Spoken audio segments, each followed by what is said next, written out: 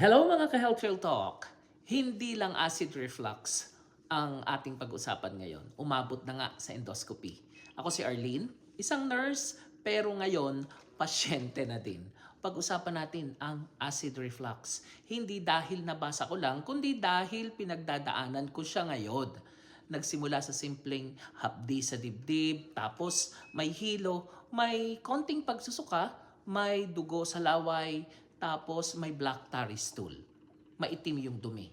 Hanggang isang araw napansin ko nga na madumi, yung dumi ko ay naging itim at parang alkitran yung kulay. Black tarry stool na pala. At doon ko nalaman, hindi na ito simpleng acid reflux. May nangyayari na sa loob ng katawan ko. Hindi ako nag-atubili, nagpa-endoscopy ako. Dahil kapag ganito na ang senyales ng katawan, hindi na ito dapat binabaliwala. Nakakatakot, nakakapanghina, pero mas nakakatakot ang hindi malaman ang totoo. Bilang nurse, alam ko ang proseso.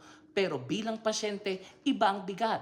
Hindi lang katawan ang ginagamot, pati takot, pangamba, at pagod sa loob. Kapag may acid reflux ka at nakaranas ka ng dugo sa suka, black tarry stool, matinding pananakit ng sikmura, matinding panghihina o hilo, huwag ka nang maghintay. Magpa-check up ka na. Ang katawan natin ay hindi kaaway. Isa itong mensahe. Kapag sumisigaw na, makinig tayo. This is your Health Real Talk. Totoo, walang filter, walang arte. Mula sa isang nurse na ngayon ay pasyente din. Magpagaling tayo. Hindi ka nag-iisa.